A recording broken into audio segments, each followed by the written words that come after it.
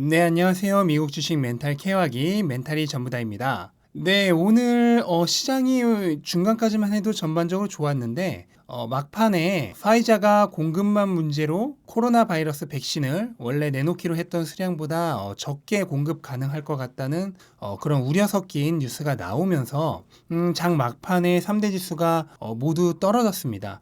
그래서 S&P는 결국 마이너스로 돌아서서 약보합 정도로 마무리를 했고, 다우와 나스닥은 0.2% 정도 강보합으로 마무리가 되었습니다.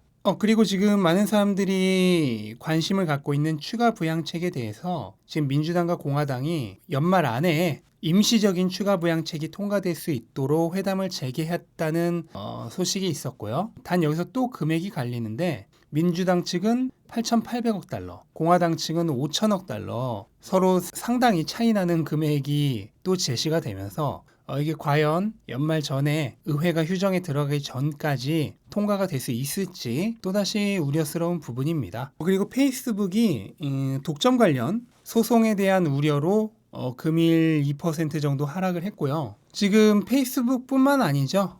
애플, 아마존, 구글, 페이스북 모두 이런 반독점 관련돼서 이슈가 남아 있습니다. 어떻게 보면은 구글 제외하고 나머지 회사들 현재 분위기가 안 좋은 것도 다 이런 반독점 관련된 이슈가 좀 우려로 남아 있다는 거, 그 부분이 발목을 잡고 있는 게 아닌가 생각을 되는데, 개인적으로는 미국이 자국 기업들의 경쟁력을 크게 약화시킬 수 있는 그런 판단은 하지는 않을 것으로 보기 때문에 큰 문제는 없을 것으로 보입니다만, 현재로서는 이런 이슈가 나올 때마다 주가는 영향을 받을 수밖에 없는 거죠. 근데 반대로 이제 트위터나 핀터레스트 같은 상대적으로 작은 기업들은 오히려 이런 페이스북 같은 큰 기업들이 반독점 이슈를 맞으면은 오히려 그에 대한 반사 이익을 얻고 있어요. 그래서 현재 핀터레스트는 주가의 흐름이 굉장히 좋다는 거, 페이스북과는 대조가 되는 모습입니다.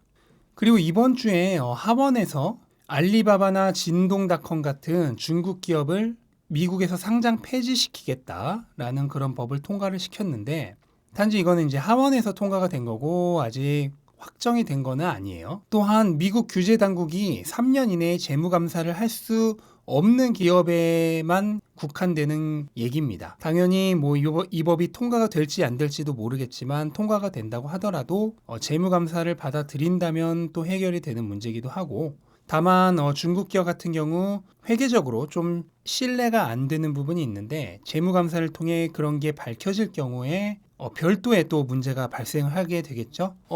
알리바바랑 진동은 오늘 올랐어요. 그래서 시장은 여기에 대해서 그렇게까지 크게 심각하게 생각하고 있는 것 같지는 않은데, 중국 전기차 3인방은 오늘 좀 많이 하락을 했습니다. 근데 이거는 알리바바랑 진동은 올랐기 때문에 방금 말씀드린 그 법안에 대한 영향은 아닌 것 같고, 그냥 어제 바닥권에서 많이 올랐기 때문에 차익 실현 매물이 많이 나오지 않았나 생각을 하는데, 혹시라도 이런 중국 기업에 투자하고 있으신 분이 계시다면 그래도 방금과 같은 차이나 리스크는 항상 염두에 두시고 너무 많은 비중을 가져가지는 않는 것을 추천드립니다. 네, 그리고 테슬라가 오늘도 결국 600의 문턱을 넘지 못했습니다. 600의 이 저항선은 정말 강력하네요. 오늘 뭐 많이 올랐죠? 4% 넘게 오르긴 했는데 결국 600의 저항선은 뚫지를 못했고, 지금 오늘과 같은 이런 모양을 제가 예전에 팽이형이라고 말씀드렸죠? 몸통이 짧고 윗꼬리 아랫꼬리가 달려있는 모양인데, 요약하자면 매수세랑 매도세가 격렬하게 싸웠지만 무승부가 난 모양입니다. 그래서 600이라는 저항선 근처에서 매수세가 그걸 뚫기 위해서 엄청나게 힘을 썼는데, 매도세도 그에 못지않게 강력해서 결국은 저항선 밑에서 진격을 멈춘 모양이에요. 600의 저항선이 굉장히 강력하긴 한데 지금 벌써 4번이나 도전을 했잖아요. 그래서 도전하는 과정에서 600 근처에서 매도를 하고 싶어 하는 매도세의 매물들이 많이 나왔겠죠. 그리고 그거를 신규 매수자가 많이 잡아먹었을 겁니다. 그렇게 되면 저항선은 점점 희미해지게 되는 겁니다. 그래서 여기서 조금만 더 기세를 몰아서 공략을 한다면 600 충분히 뚫릴 수 있지 않을까라고 개인적으로 생각을 하고 있고, 600을 뚫게 되면 그 다음부터는 또 쭉 가는 거죠. 단 이 저항선에서 너무 오래 머무르면 못 뚫는가 보다 하고 내다 파는 실망 매물이 나올 수 있기 때문에 기세를 몰아왔을 때 그 기세로 조금 돌파를 할 필요가 있다고 봅니다. 그래서 앞으로 수일 이내, 내일이나 월요일이나가 정말로 중요합니다. 이때 기세를 몰아서 뚫어야지만 그 위로 쭉 갈 수 있는 거고, 이 기간 동안에 못 뚫으면 그 다음에 실망 매물이 나와요. 그래서 S&P 500 편입 전에 700을 가기 위해서는 앞으로의 며칠간의 시장이 굉장히 중요하다라고 생각을 하고 있습니다. 네, 그리고 제가 테슬라가 10월까지 전 세계에서 가장 많이 팔린 전기차라고 예전에 표를 잠깐 보여드린 적이 있었는데, 테슬라는 올해 현재 10월까지 팔린 모든 전기차 중에서 25%의 시장 쉐어를 차지하고 있습니다. 그리고 테슬라는 그래도 어느 정도 금액대가 있는 차량들이죠. 그래서 럭셔리에 해당하는 차량이기 때문에 금액으로 치면은 전체 전기차 시장의 32% 정도의 쉐어를 차지하고 있습니다. 그래서 결국 1월부터 10월까지 팔린 모든 전기차 4대 중 1대는 테슬라고, 그리고 금액으로 치면 3대 중 1대는 테슬라였습니다.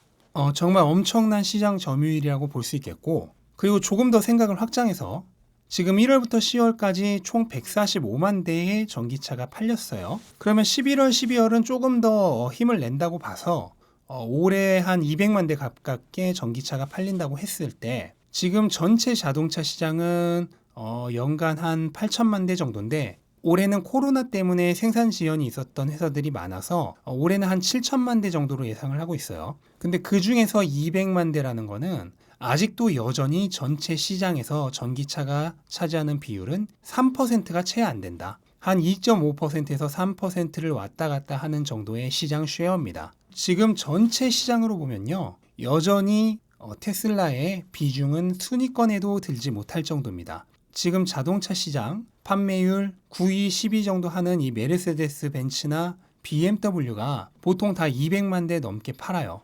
심지어 기아차조차도 매년 거의 300만 대 가깝게 판매를 합니다. 그런데 테슬라는 올해 50만 대 팔 예정이죠. 그런데도 지금 주가가 $600 근처예요. 그럼 일론 머스크는 지금 2030년에 2천만 대를 팔 거라 그랬어요. 그리고 어제 제가 소개시켜드렸던 골드만삭스는 정말 잘 해봐야 2040년에 2천만 대라고 했습니다.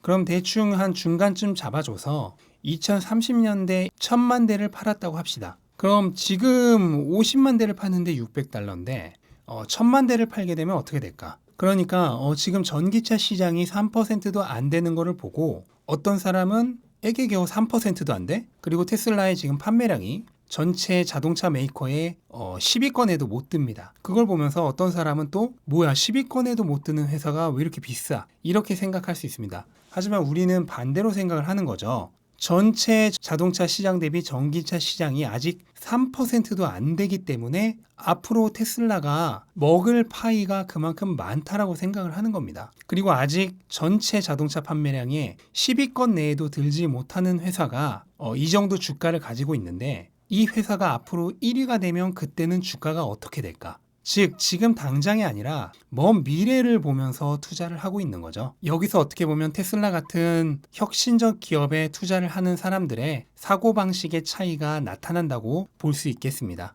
그래서 실제로 여기 검은색으로 표시한 거는 테슬라를 가지고 있는 펀드의 수익률이에요. 그리고 빨간색은 테슬라가 없는 펀드의 수익률입니다. 근데 그 수익률이 거의 2배 차이가 나죠. 그리고 시장보다 수익률이 좋을 확률은 테슬라를 추가한 펀드의 경우에는 대단히 높습니다. 거의 한 80% 정도 되는데, 반대로 테슬라가 없는 펀드가 시장 수익률보다 좋을 확률은 50%도 되지 않습니다. 즉 펀드에서도 미래를 보고 투자하는 사람과 지금 당장만 보고 투자하는 사람의 그 차이가 이렇게 수익률로 나타나는 겁니다.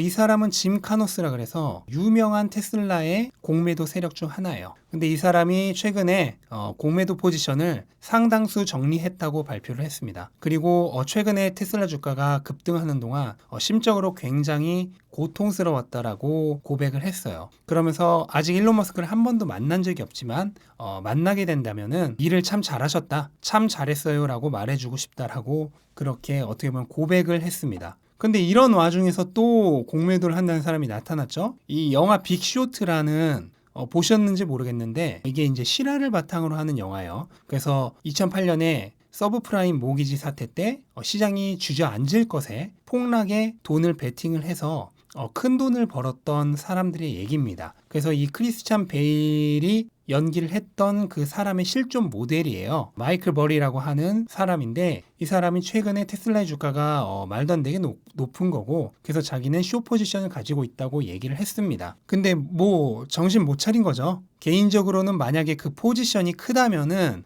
조만간 서브프라임 모기지 사태 때 벌었던 돈을 다 날리지 않을까 생각을 하는데 아마도 제 예상에는 그냥 조금 가지고 있을 걸로 예상이 돼요. 그리고 무서우면 언제든지 그 공매도 포지션을 정리하면 되는 거니까 어떻게 보면 이제 언론 플레이를 좀 한 게 아닌가라고 개인적으로는 생각을 합니다. 지금 테슬라의 공매도 잔량은 5천만 주가 좀 안 됩니다. 4,800만 주 정도 되고 전체 테슬라 유동 주식수 대비해서 6.3% 정도 되는데 이 정도 비율은 상당히 정상적인 비율이고요. 이 정도 비율의 공매도 잔량은 대부분 아까 마이클 버리처럼 하락할 때 내가 이득을 보겠다 하는 공매도보다는 그냥 정상적인 해지용, 기관들은 대부분 다 롱과 숏의 포지션을 같이 가져가죠. 그래서 해지용 포지션의 공매도 잔량이다 라고 생각을 하시면 되겠습니다. 그러니까 현재 테슬라는 주가가 떨어졌을 때 이득을 보겠다는 공매도 포지션은 별로 없다 라고 생각을 하시면 될 것 같아요. 네, 여기까지 오늘 시장 살펴봤고요. 테슬라 주주님들이시라면 오늘 말씀드렸듯 600 저항선 근처에서의 싸움을 되게 관심 있게 지켜보셔야 할 것 같습니다. 이 싸움이란 게 그 가격대에서 계속 지속되지는 않거든요. 뚫던 밀려 내려가던 어느 쪽으로든 승부가 나기 때문에 그리고 저는 개인적으로 그 승부가 앞으로 며칠 이내에 날 것으로 보고 있기 때문에 이 600 저항선 근처에서의 흥미로운 대결이 어떻게 될지 관심 있게 지켜보시는 게 앞으로의 관전 포인트가 아닐까라고 생각을 합니다. 하지만 뭐 결과는 우리가 예측할 수 없는 거기 때문에 우리는 항상 일관된 자세로 투자를 하는 거죠. 그래서 결과는 시장에 맡기고 나는 내가 해야 할 일을 하면 될 것 같습니다. 네, 오늘도 영상 끝까지 봐주셔서 감사드리고요. 영상 도움이 되셨다면 구독과 좋아요 부탁드리고 오늘 하루도 활기찬 하루 되시기 바랍니다. 감사합니다.